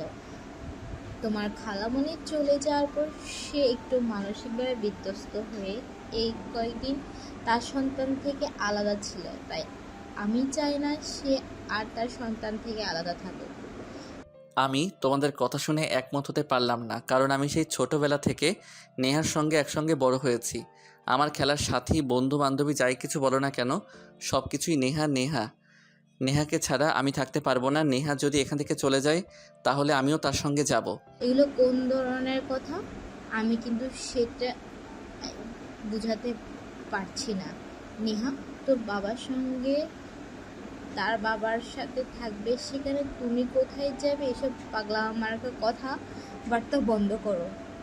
কিন্তু নীল কোনো কথাই শুনছে না, কারণ সে ছোটবেলা থেকেই নেহার সঙ্গে বড় হয়েছে, তার সবটা সময় কাটিয়েছে। তাই এখন সে চাইলেও একা একা ভালো থাকতে পারবে না। তাই সে নেহাকে এখান থেকে চলে যেতে দিতে চাইছে না। তাই শেষের বারের মতো সবাইকে উদ্দেশ্য করে বলতে থাকে। আমি তোমাদের সবাইকে শেষবারের মতো বলছি, নেহা যদি এই বাড়িতে না থাকে তাহলে আমিও এই বাড়িতে থাকবো না, কারণ নেহা ছাড়া আমার উপস্থিতি ক্ষুণ্ণ। আঙ্কেল, আপনি আমাদের এখানেই থাকুন, আমাদের কোনো প্রবলেম হবে না। দেখো বাবা, সেটা তো হয় না। হাজার হোক আমি তোমার খালামণির হাজব্যান্ড। আমি চাইলেও তোমাদের এখানে থাকতে পারি না। সমাজের লোক এটাকে ভালো চোখে দেখবে না। তাছাড়া আরও অনেক সমস্যা আছে, তাই আমি নেহাকে আমার সঙ্গে নিয়ে যেতে চাই। তারপর নেহা আর কোনো কথা না বলে নিজের রুমে এসে কাঁদতে শুরু করার কারণ সে নীল আর আম্মুকে ছাড়া কোনোভাবেই ভালো থাকতে পারবে না। তখনই নীল সেই রুমে আসে আর নেহাকে বলে, কি ব্যাপার নেহা, কান্না করছিস কেন? তুই এইভাবে কান্না করিস না। তুই কান্না করলে আমার খুব কষ্ট হয়, আমি সহ্য করতে পারি না। দেখ, আমি কোনোভাবেই বুঝতে পারছি না তারা কেন তোর থেকে আমাকে আলাদা করতে চাইছে। আমরা দুজন তো জানি আমরা তো, তুই ঝগড়া করি না কেন, আমরা একে অপরের প্রাণ, আমরা একে অপরকে ছাড়া বেঁচে থাকতে পারবো না। হ্যাঁ, তুই একদম ঠিক কথাই বলেছিস। আমি তোকে আর আম্মুকে ছাড়া কোনোভাবেই থাকতে পারবো না। সেই ছোটবেলা গ্রাম থেকে এইখানে চলে এসেছি, গ্রামের তেমন কাউকে চিনিও না, আর বন্ধু বলতে আমার সেরকম কোনো বন্ধু কখনোই ছিল না। তাহলে আমি সেখানে গিয়ে কিভাবে থাকবো? আর সামনে পরীক্ষাও আসছে। হ্যাঁ সেটাই তো, সব থেকে বড় কথা, সারা বছর পড়াশোনা করে যদি পরীক্ষায় না দিতে পারিস তাহলে লাভটা কি আছে? যাই হোক, তোর বাবা যেহেতু তোকে নিয়ে গ্রামে চলে যেতে চায়, তাহলে তোর ওনার মুখের উপর কথা বলা যায় না। তুই রেডি হয়ে গ্রামে চলে যা, তারপর আমি দেখছি কী করা যায়। তারপরে আর কোনো কথা বলে না। পরের দিন সকালে ঘুম থেকে উঠে নিজের জিনিসপত্র গুছিয়ে নেয় আর বাবাকে নিয়ে গ্রামের বাড়ির উদ্দেশ্যে রওনা দেয়। সারা রাস্তায় নেহা মনমরা হয়ে বাসের সিটে বসে আছে। তখনই তার বাবা বলে, কি ব্যাপার মামুনি, তুমি এভাবে মনমরা হয়ে বসে আছো কেন? আমি তোমাকে ঢাকা থেকে গ্রামে নিয়ে যাচ্ছি বলে তোমার খুবই মন খারাপ? মন খারাপটা তো এই শহরের জন্য নয়, মন খারাপ আম্মুর জন্য, মন খারাপ নীলের জন্য। আমি তাদের দুজনকে ছেড়ে কিভাবে থাকবো সেটা ভেবেই খুব কষ্ট হচ্ছে। প্লিজ তুমি আমাকে শহরেই থাকতে দাও। নেহা দেখো, আমি তোমার বাবা, তাই আমি তোমাকে শেষবারের মতো বলছি, আমি এই বিষয়ে তোমার কাছ থেকে আর কোনো কথা শুনতে চাই না। আমি যেটা বলেছি সেটাই হবে। তখন নেহা আর কোনো কথা বলে না, চুপচাপ জানালার পাশের সিটে বসে মনোযোগ দিয়ে কাঁদতে থাকে। তখন তার বাবাও আর তাকে কিছু বলে না, কারণ তিনি ভালোভাবেই বুঝতে পারেন এখন কিছু বলতে গেলে নেহা হয়তো আরও অনেক বেশি কান্না করতে শুরু করবে। যাই হোক, এভাবে দেখতে দেখতে তাদের গন্তব্যস্থলে পৌঁছে গেল। স্টেশন থেকে নেমে নেহার বাবা একটা অটো নেয় আর তাদের বাড়ির সামনে চলে আসে। বাবা, ওই যে সামনে বাড়িটা দেখা যাচ্ছে, ওইটাই তো আমাদের বাড়ি, তাই না? দেখলে নিজের বাড়ির প্রতি কতটা টান আর কতটা মায়া কাজ করে। তুমি দূর থেকে দেখেই নিজের বাড়িটা একদম চিনে ফেলেছ। আসলে নিজের বসবাসের মতো ভালোবাসার জায়গা আর একটাও নেই। হ্যাঁ বাবা, তুমি একদম ঠিক কথাই বলেছো। আসলে আমি আমার ছোটবেলাটা এখানে কাটিয়েছি, আমার ভালো লাগার সময়টা এখানে কাটিয়েছি। এইখানকার সব কিছু আমার খুবই পরিচিত আর চেনা। তারপর নেহা আর তার বাবা দুজনে মিলে কথা বলতে বলতে বাড়ির ভিতরে প্রবেশ করে, যদিও তাদের বাড়িটা অনেকদিন ধরে পরিত্যক্ত অবস্থায় পড়েছিল। তারপর চলে গেল আরও বেশ অনেক দিন। নেহা আর তার বাবা দুজনে মিলে তাদের বাড়িটাকে অনেকটা গুছিয়ে নিয়েছে। সেদিন হঠাৎ করেই নীল নেহাকে ফোন করে। তোদের বাড়ির ঠিকানা দে, আমি আজকেই আসব। আমি তোকে ছাড়া আর থাকতে পারছি না, আমার নিঃশ্বাস বন্ধ হয়ে আসছে। আরে এটা তুই কি বলছিস? সামনে পরীক্ষা, এখন এখানে চলে আসলে হবে না। আর এক সপ্তাহ বাকি আছে, আগে পরীক্ষাটা দে, পরীক্ষা শেষ হোক তারপর আইস। দেখ, আমি তোকে তোদের বাড়ির ঠিকানা দিতে বলেছি, অন্য কথা বলতে বলিনি। তুই যদি তোদের বাড়ির ঠিকানা না দিস তাহলে আমি নিজেই নেত্রকোনায় চলে আসব, আর তারপর যেভাবেই পারি তোর ঠিকানা খুঁজে নেব। এখন বল তুই কোনটা করবি? নেহা পড়ে গেল মহা বিপদে। সে কী করবে কিছুই ভেবে পাচ্ছে না, কারণ এক সপ্তাহ পরে তাদের ফাইনাল ইয়ারের পরীক্ষা। আর এখনই যদি নীল এখানে চলে আসে তাহলে ঠিকমতো পড়াশোনা হবে না, আর পড়াশোনা ঠিকমতো না হলে পরীক্ষার রেজাল্ট খারাপ হবে। নেহা এটা কোনোভাবেই চায় না, তাই সে নীলকে বোঝাতে শুরু করে, কিন্তু নীল কোনো কথাই শুনবে না। সে যেটা সিদ্ধান্ত নিয়েছে সে সেটাই করবে। দেখ নেহা, আমাকে এত বুঝিয়ে সুজিয়ে কোনো কাজ হবে না। আমি যেটা সিদ্ধান্ত নিয়েছি আমি সেটাই করব। আমি রেডি হয়ে বাসা থেকে বের হয়ে গেছি, তুই তোদের ঠিকানা বল। তারপর নেহা নীলকে তাদের বাড়ির ঠিকানা দেয় আর সঙ্গে সঙ্গেই সেই নীলের আম্মুকে ফোন করে। আসসালামু আলাইকুম আম্মু, কেমন আছো? এই তো আমি আছি ভালো, কিন্তু তুমি তো গ্রামে যাওয়ার পর আমাকে একদম ভুলে গেছো। আমাকে এখন আর আগের মতো কল দাও না। আজ 2 দিন পর কল দিয়েছো। তুমি জানো তোমার কণ্ঠ না শুনলে আমার একদমই ভালো লাগে না। আমিও তোমাকে খুব মিস করছি, সেই জন্যই তো আমি এখানে আসতে চাইছিলাম না, কিন্তু তুমি তো নিজেই আমাকে জোর করে এখানে পাঠিয়ে দিলে। করবো বল, তোর বাবা তোকে নিয়ে যেতে চাইছে, এখানে আমি তোকে আটকে রাখি কিভাবে? হাজার হোক সে তোর জন্মদাতার পিতা, তাই তো আমি তার সঙ্গে যেতে দিলাম। তোর বাবা ছাড়া অন্য কেউ আসলে আমি তোকে কখনোই দিতাম না। আচ্ছা, কি করছিস এখন? এই তো সবেমাত্র তোমার ছেলের সঙ্গে কথা বললাম। তোমার ছেলে নাকি সব কিছু ফেলে রেখে আমার এখানে চলে আসছে। সামনে তার পরীক্ষা, কিন্তু এখন এইখানে আসার কি দরকার? সে তোকে ছাড়া কোনোভাবে থাকতে পারছে না নাকি? নিঃশ্বাস বন্ধ হয়ে আসছে। আমি নিজেও তাকে অনেকবার ওখানে যাওয়ার জন্য মানা করেছিলাম, কিন্তু সে আমার কোনো কথা শোনেনি। সে তোর কাছেই যাবেই। তারপর নেহা আম্মুর সঙ্গে আরও বেশ কিছুক্ষণ কথা বলে ফোন রেখে দেয়। আর এদিকে অপেক্ষা করতে থাকে নীল কখন আসবে। দেখতে দেখতে বিকেল হয়ে গেল। নেহা বাড়ির বাইরের বাগানে বসে আছে। এমন সময় হঠাৎ দেখলো নীল আসছে। নেহা উঠে দাঁড়াতেই নীল তার দিকে তাকায়, আর তখনই দৌড়ে এসে নেহাকে জড়িয়ে ধরে বলে, এই পাষাণ বেইমান, তুই এতদিন ধরে আমাকে ছাড়া কেমনে আছিস? আমি তো তোকে ছাড়া থাকতে পারছিলাম না। আমার নিঃশ্বাস বন্ধ হয়ে আসছিল, তাই তো আমি তোর কাছে চলে এলাম। আমারও তোকে ছাড়া থাকতে অনেক কষ্ট হচ্ছিল, কিন্তু কি করব বল। আমি তো তোদের এখানে থাকতে চেয়েছিলাম। আম্মু আর বাবা দুজন মিলে আমাকে এখানে নিয়ে আসার বন্দোবস্ত করলো। যাই হোক, এখন আর কোনো কথা নয়, বাড়ির ভেতরে চল বিশ্রাম নিবি, তারপর তোর সঙ্গে কথা বলবো। তারপর নেহা নীল দুজনেই বাড়ির ভিতরে চলে আসে। নীল একটু বিশ্রাম নেয়, আর এদিকে নেহা নিজের হাতে নীলের জন্য বেশ কয়েক পদের রান্না করে। রান্না শেষ হলে নেহা নীলকে খাবার টেবিলে ডাকে। তারপর নেহার বাবা সহ তিনজনে রাতের খাবার খেতে বসে। নীল খাবার খেতে খেতে বলল, আরে তুই তো দেখছি কয়দিনে পাকা রাঁধুনি হয়ে গেছিস। আমাদের বাড়িতে যখন থাকতি তখন তো রান্নাঘরের ধারে কাছেও যেতি না, আর এখন নিজে কত সুন্দর খাবার রান্না করেছিস। কি করব বল, সেখানে তো আম্মু ছিল।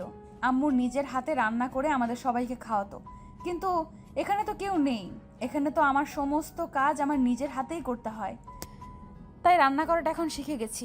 যাই হোক, খাবার কেমন হয়েছে সেটাই বল। তোর হাতের রান্না কখনো খারাপ হতে পারে? অনেক ভালো হয়েছে। যাই হোক নেহা, আমি তো আগে কখনো গ্রামে আসিনি, তাই আগামীকাল তুই আমাকে সারাটা গ্রাম ঘুরে দেখাবি। আমার না গ্রাম দেখার অনেক ইচ্ছে। আচ্ছা বাবা, ঠিক আছে, কোনো সমস্যা নেই। তুমি আগামীকাল নেহাকে নিয়ে আমাদের পুরো গ্রামটা একবার ঘুরে দেখো, আশা করি তোমার ভালো লাগবে। নেহা কি বলেছি শুনেছিস তো? হ্যাঁ বাবা, ঠিক আছে, কোনো সমস্যা নেই। তোমাকে এই বিষয়ে কোনো চিন্তা করতে হবে না। আমি আগামীকাল নীলকে নিয়ে সারা গ্রাম একবার ঘুরে দেখব, কারণ আমি তো অনেক দিন আগেই গ্রাম থেকে চলে গেছি, আর শহরে চলে যাওয়ার পর তো গ্রামে কখনো আসাই হয়নি। এইভাবে কথা বলতে বলতে সবার খাওয়া দাওয়া শেষ হলে যে যার যার রুমে চলে যায়। নীল তার রুমে শুয়ে আছে, কিন্তু কোনোভাবেই ঘুম আসছিল না। তাই সে নেহার রুমে দরজার সামনে দাঁড়িয়ে নক করে। এই নেহা, ঘুমিয়ে গেছিস নাকি? না ঘুমালে দরজাটা একটু খোল, তোর সঙ্গে বসে একটু গল্প করব।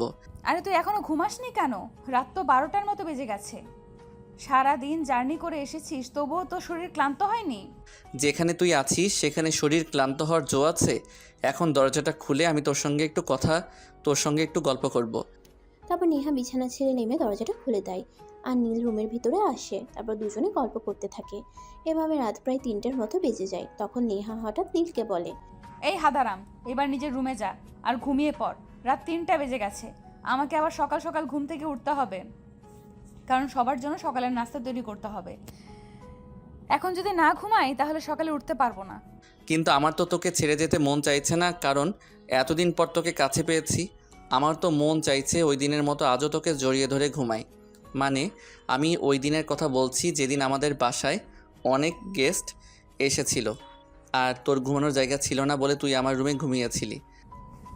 চুপচাপ কোনো কথা না বলে এখান থেকে যা আর রুমে গিয়ে ঘুমিয়ে পড়। কালকে তো আমি তোকে নিয়ে সারা গ্রাম ঘুরবো, তখন ঘুরতে ঘুরতে গল্প করা যাবে। এখন আর কোনো কথা নয়, চুপচাপ রুমে যা। তারপর নীল নিজের রুমে চলে যায় আর ঘুমিয়ে পড়ে। এদিকে দেখতে দেখতে সকাল হয়ে যায়।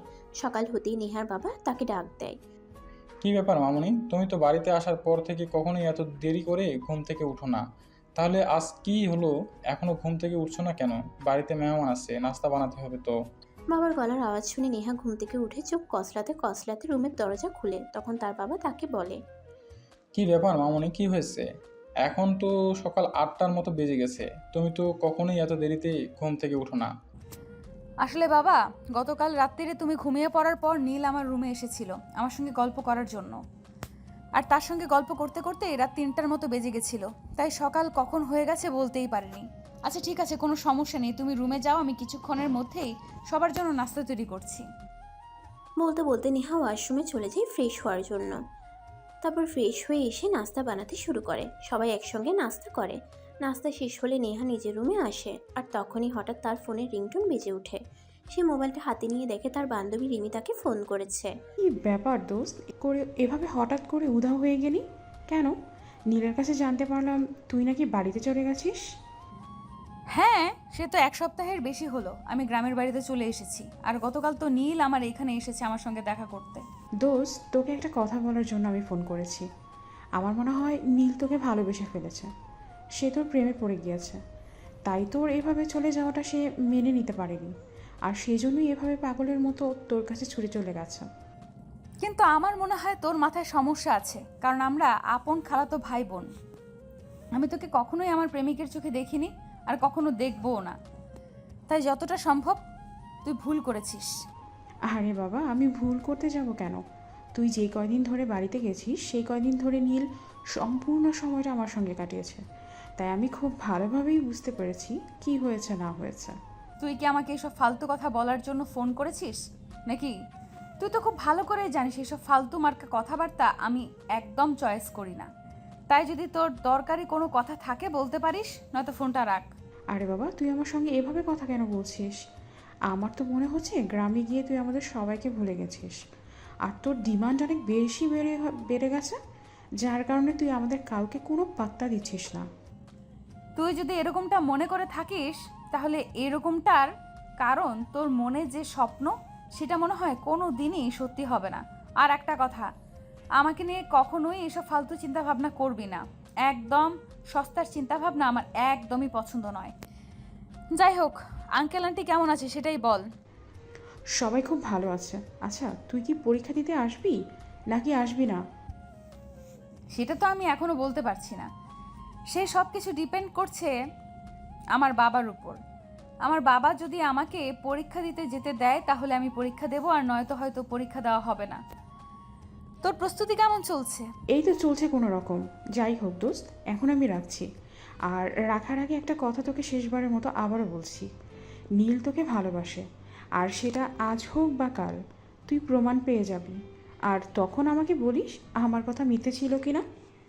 তোর কথা যেন মিথ্যে হয়, আমি সেটাই সবসময় প্রার্থনা করি, কারণ খালাতো ভাইকে হাজব্যান্ড বানানোর কোনো ইচ্ছে আমার নাই। কথাটা বলে একটা দুষ্টুমি মার্কা হাসি দিল নেহা। ফোনটা কেটে দেখতে দেখতে দুপুর হয়ে যায়। তারপর নীল, নেহা আর তার বাবা তিনজনে দুপুরের খাবার খেয়ে নীল নেহা দুজনে বের হয়ে পড়ে গ্রামটা ঘুরে দেখার উদ্দেশ্যে। দুজন মিলে বেশ অনেকক্ষণ ঘোরাঘুরি করে, আর এদিকে দেখতে দেখতে সন্ধ্যা হয়ে যায়। বাড়ি থেকে ফিরছিল, তখনই হঠাৎ নীল নেহাকে বলে ওঠে, আছে নেহা, যদি কোনোদিন আমি তোর সামনে আমার ভালোবাসার প্রস্তাব নিয়ে দাঁড়াই তাহলে কি তুই আমাকে ফিরিয়ে দিবি? তুই আমার খালাতো ভাই, তুই কেন আমাকে ভালোবাসার প্রস্তাব দিবি? আর তুই আমাকে ভালোবাসার প্রস্তাব দিলেও আমি তোকে একসেপ্ট করব না, কারণ তুই আমার খালাতো ভাই। ছোটবেলা থেকে তোদের বাড়ি থেকেছি, খেয়ে পড়ে মানুষ হয়েছি। যেখানে নুন খেয়েছি সেখানে নিমক হারামি করতে চাই না। আমি যদি তোকে ভালোবেসে বিয়ে করি তাহলে তোর পরিবারের কাছে আমাকে ছোট হতে হবে, আর এটা আমি কখনোই চাই না। দেখ নেহা, ভালোবাসা কোনো অপরাধ নয় যে কেউ চাইলে যে কাউকে ভালোবাসতেই পারে। ভালোবাসা একটা পবিত্র জিনিস। আর একটা কথা মনে রাখিস, সবাইকে ভালোবাসা যায় না। কিছু স্পেশাল মানুষ জীবনে স্পেশালভাবে আসে, যাদেরকে ভালোবেসে আগলে রাখা যায়। হয়েছে হয়েছে, তোর প্রেম গুরুর ডায়লগ বন্ধ করে। এইসব ডায়লগ আমার একদমই পছন্দ নয়। এখন সন্ধ্যা হয়ে গেছে, চুপচাপ কোনো কথা না বলে বাড়িতে চল, বাবা হয়তো আমাদের জন্য অপেক্ষা করছে। আমার মনে হয় তুই আমার কথাটাই এড়িয়ে চলার চেষ্টা করছিস। দেখ, আমি সত্যি বলছি, যদি কখনো তোর সামনে ভালোবাসার প্রস্তাব নিয়ে দাঁড়াই তাহলে তুই আমাকে ফিরিয়ে দিস না। এসব ফালতু কথা বলার সময় নেই, চুপচাপ বাড়িতে চল। সন্ধ্যা হয়ে গেছে, তারপর ঠান্ডা মাথায় চিন্তা ভাবনা করে ভেবে দেখবো তোকে কি বলা যায়। বলতে বলতে নীল নেহা দুজনেই বাড়িতে চলে আসে। এরপর চলে গেল আরও 2-3 দিন। সেদিন দুপুরবেলা তিনজনে একসঙ্গে খেতে বসেছে। এমন সময় হঠাৎ নেহার বাবা বলে উঠল, নীল, তোমাকে একটা কথা বলার ছিল। গত পরশুদিন বিকালবেলা যখন আমি বের হয়েছিলাম তখন আমার ছোটবেলার এক বন্ধুর সঙ্গে দেখা হয়েছিল। তার একটা ছেলে আছে, শহরে থাকে, যা কোম্পানিতে চাকরি করছে। সে আমার মেয়েকে দেখছি, আমার মেয়েকে তার পছন্দ হয়েছে, তাই সে চাইছিল আমার মেয়েকে তার বাড়ির বউ বানিয়ে নিতে। সে আপনার মেয়ে, আপনার যা ইচ্ছা হয় তাই করতে পারেন, কিন্তু আমার মনে হয়নি আগে এখনই বিয়ে দেওয়াটা ঠিক হবে। না, কারণ সামনে তার উজ্জ্বল ভবিষ্যৎ অপেক্ষা করছে। সে এখন পড়াশোনা করছে, আগে তার পড়াশোনাটা তাকে শেষ করতে দিন। হ্যাঁ, সে আমার বন্ধু, আমাকে বলেছে সে আমার মেয়েকে বিয়ের পর পড়াশোনা করাতে দিবে। আমি আমার বন্ধুকে সেই ছোটোবেলা থেকেই খুব ভালো করে চিনি, তাই আমার মনে হয় আমার বন্ধু আমার সঙ্গে কোনো নাফরমানি করবে না। কেউ আপনাকে একটা কথা বললো আর আপনি সঙ্গে সঙ্গে সেই কথাটা বিশ্বাস করে নিলেন। আপনি এরকম কেন বলেন তো?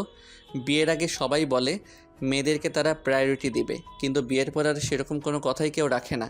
তাই আমি বলবো এই লোকটাকে বিশ্বাস করা আপনার উচিত হবে না।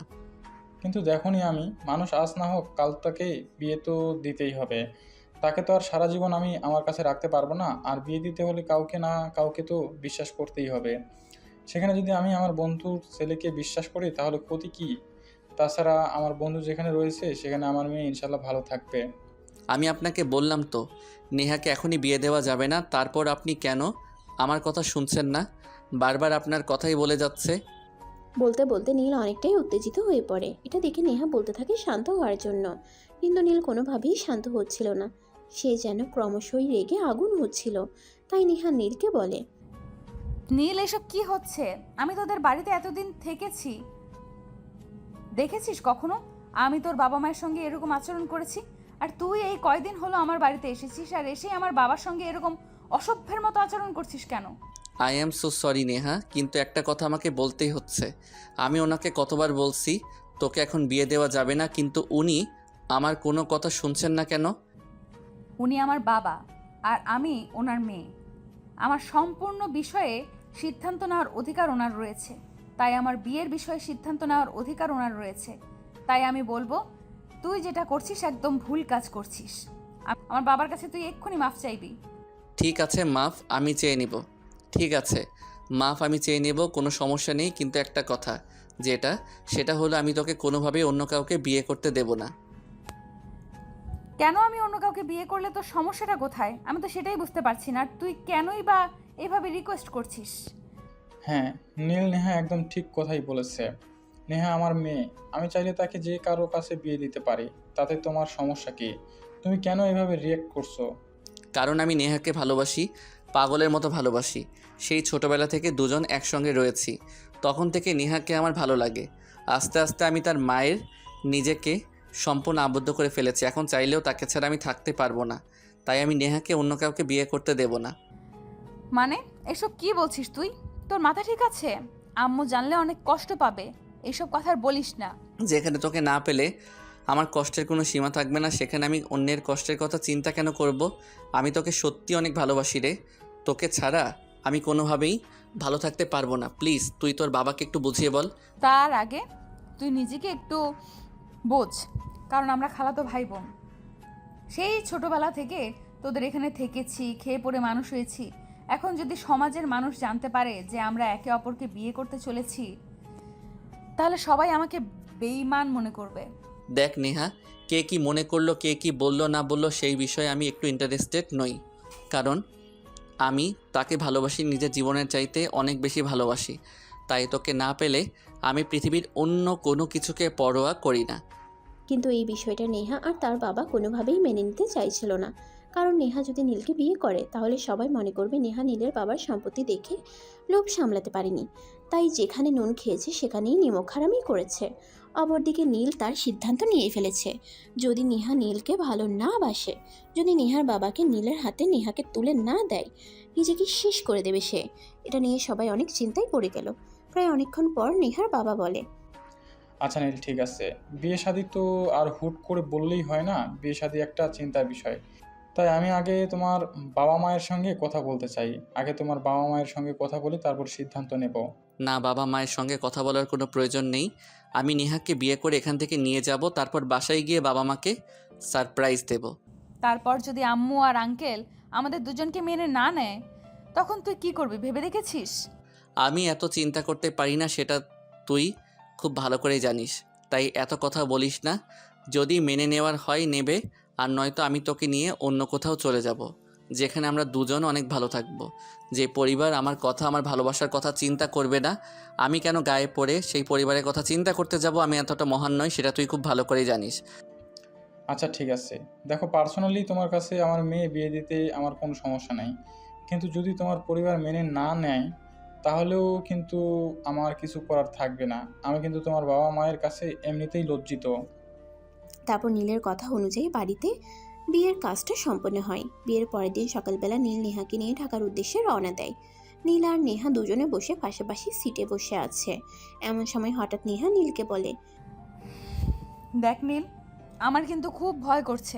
যদি আম্মু আর আঙ্কেল আমাদের দুজনকে মেনে না নেয়, তাহলে আমরা কোথায় যাব, কি করব, তার তো কোনো ঠিক ঠিকানা নেই। আচ্ছা নেহা, তুই কি আমাকে একটু ভরসা করিস না? তুই আমার উপর ভরসা রাখ, আমি সবটা সামলে নেব। আর আমার বাবা মায়ের উপর আমার যথেষ্ট ভরসা আছে। তারা আমার ভালোবাসাকে কখনোই অপমান করবে না, অবমাননাও করবে না।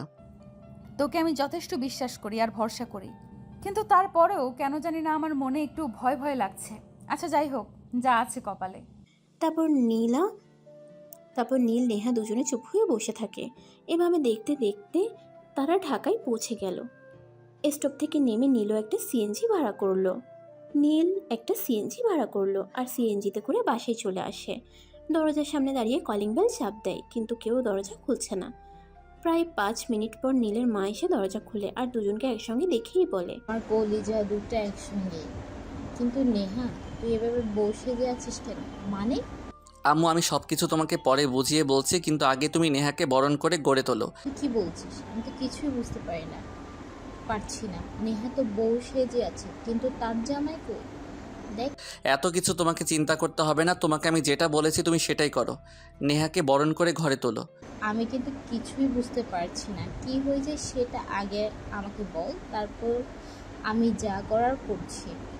অতঃপর নীল তার মাকে সমস্ত ঘটনা খুলে বলে। আর সবকিছু শুনে তার মা তাকে বলে, তোর বউকে বরণ করে করে তুলবো না। তুই বিয়ে করেছিস, সেটা আমাকে জানাসনি কেন? তুই আমার একমাত্র ছেলে, তোর বিয়ে এভাবে হবে এটা আমি কোনো দিন কল্পনা করিনি। তোকে নিয়ে আমার অনেক আশা আকাঙ্ক্ষা। আমি কত আশা নিয়েছিলাম তোকে ধুমধামে সঙ্গে বিয়ে দেব। তো কি হয়েছে? এখন না হয় ধুমধুম করে অনুষ্ঠান করে নেবে, তাহলেই তো হয়ে যাবে। দেখো, তোমাদের মা ছেলের ঝগড়া তোমরা দুজনেই করো। আমার দাঁড়িয়ে থাকতে থাকতে পা ব্যথা হয়ে যাচ্ছে। আমাকে বরণ করে ঘরে নেবে নাকি আমি নিজে নিজেই চলে যাব? আরে, এই মেয়ে বলে কি? তুই হলে আমার একমাত্র আদরের, একমাত্র কলিজার টুকরার বউ। তোকে আমি বরণ করবো না তো কাকে করব? 2 মিনিট দ্বারা আমি শুধু বরণ ডালটা সাজিয়ে নিয়ে আসছি। হ্যালো।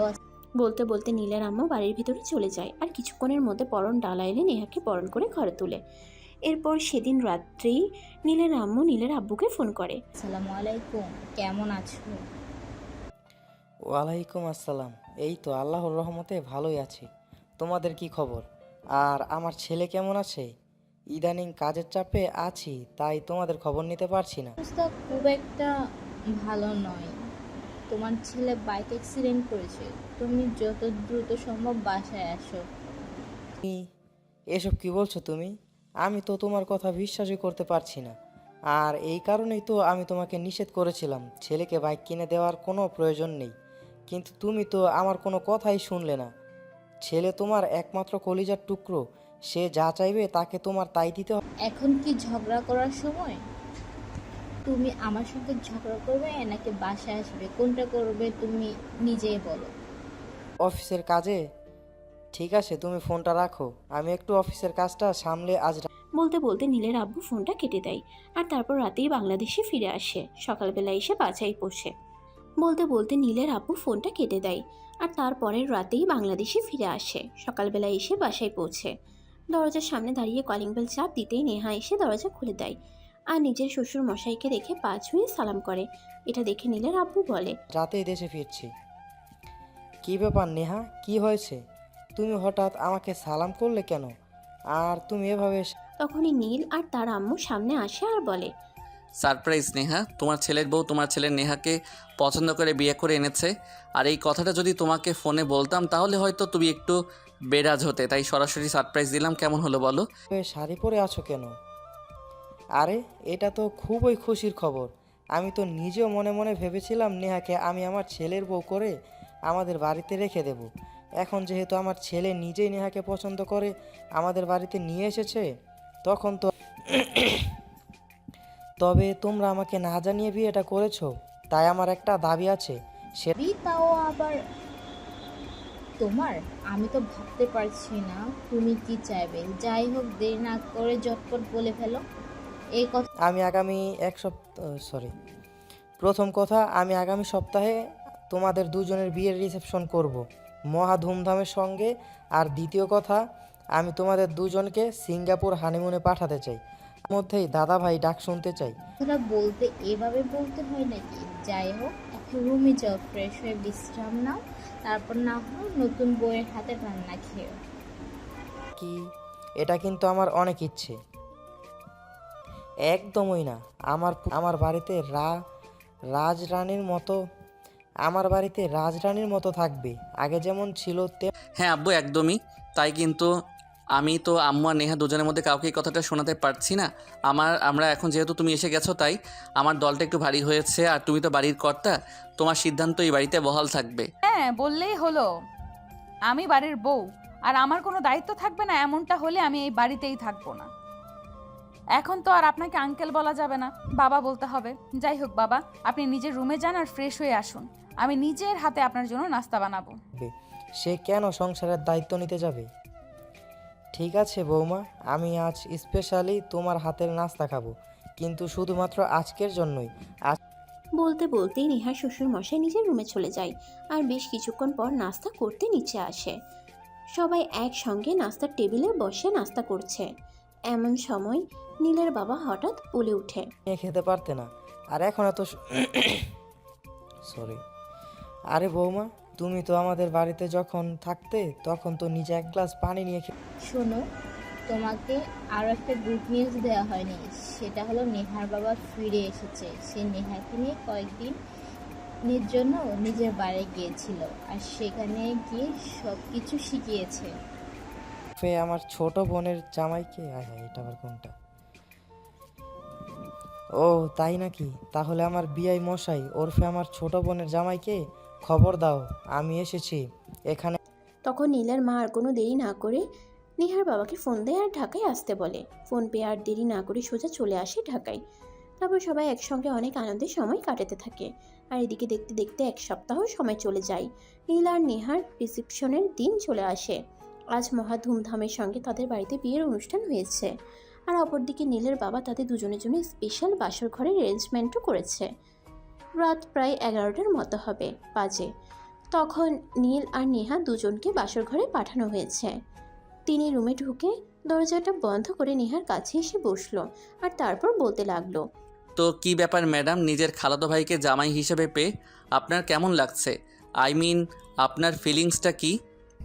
ফিলিংস সেরকম কিছুই না, তবে যাদের কাছে বড় হয়েছি তাদের কাছে সারা জীবন থাকতে পারবো, সেটাই সবচাইতে বড় পাওয়া। যাই হোক, এখন ওইসব কিছু বাদ দাও, আমার পাওনাটা দেওয়ার জন্য নিজেকে প্রস্তুত করো। মানে তুমি কি বলতে চাইছো? আমি কিছুই বুঝতে পারছি না। তুমি আবার আমার কাছে কি পাও? বোকা মেয়ে একটা, আমি তোমার কাছে কি পাই সেটাই তুমি জানো না। তুমি আমার বিয়ে করা বউ, এখনও পর্যন্ত তোমার সাথে আমার বাসর হলো না। আর আমার বাবা কত সুন্দর করে তোমার আর আমার জন্য বাসর ঘরের অ্যারেঞ্জমেন্ট করেছেন, আমরা কি বাসরাতটা করব না? এই কথা শুনে নেহার মুখটা লজ্জায় একদম পাকা টমেটোর মতো লাল হয়ে গেছে। তাই সে মাথা নিচু করে বসে আছে। তখনই নীল তার পাশে এসে বসে আর হাতে হাত রেখে বলে, ম্যাডাম, এত লজ্জা পেলে চলবে? আমার পাওনাটা তো আমাকে দিতেই হবে। বলতে বলতে নীল নেহার ঘোমটাটা সরিয়ে দেয় আর নেহাকে কাছে টেনে আদর করতে শুরু করে। যাই হোক ভিউয়ার্স, এই পর্যন্তই থাকেন। তাদের বাসর রাতে তারাই করুক, আর তার বউকে সে নিজেই আদর করুক। অত সব কিছু আপনাদের দেখতেও হবে না, জানতেও হবে না। ভালো থাকবেন সবাই। দেখা হচ্ছে নতুন কোনো গল্পে। সেই পর্যন্ত সবাই অপেক্ষায় থাকুন। আল্লাহ হাফেজ।